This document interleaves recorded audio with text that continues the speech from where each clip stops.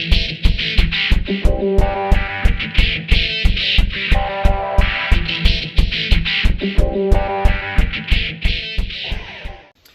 welcome back to Dang Square, and we're going to do the annual "What Does My Board Look Like" video.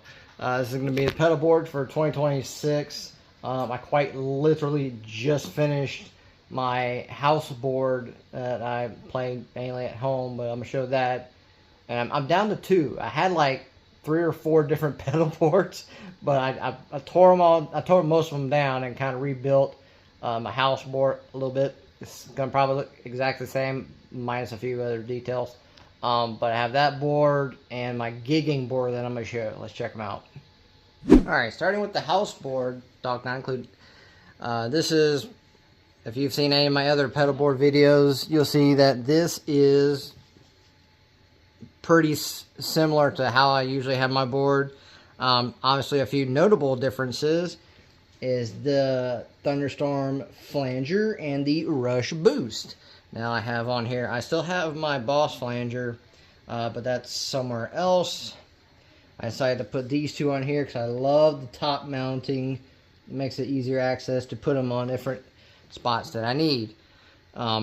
Same as always, this is running through loop 7 to auxiliary to the effects loop.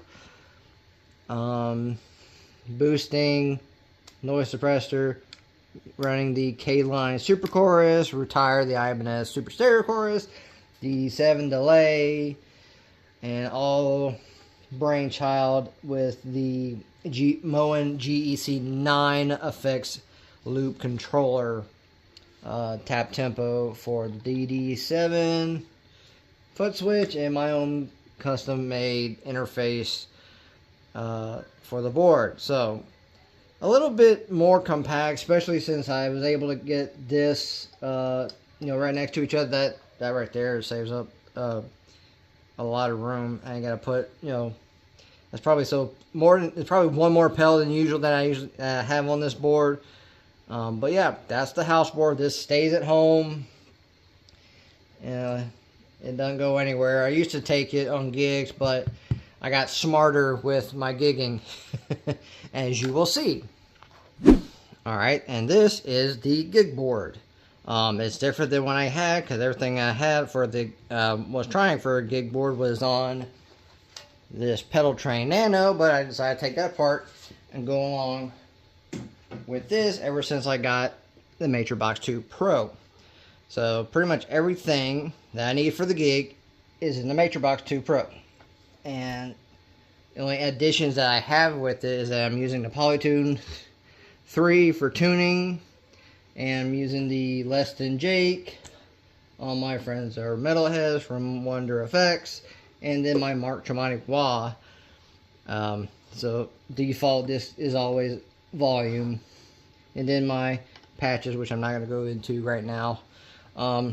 My custom newly made Altoids momentary switch, dual switch for added effects on the Matrixbox 2, and then pretty much this is amp and everything, and I just use a speaker or run to front of house to the soundboard, running a Yo-Yo wireless for guitar, have my Legato in-ear monitors.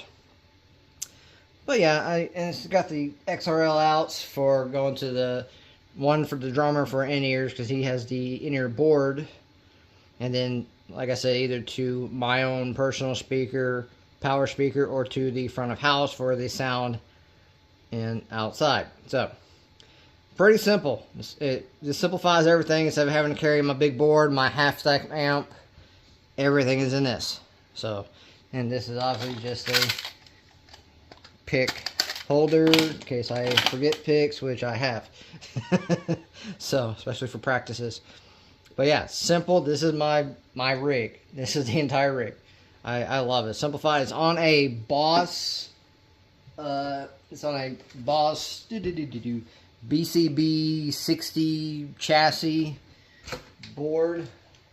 I pretty much gut it out. So I love it. It simplifies teardowns, setups, and travel.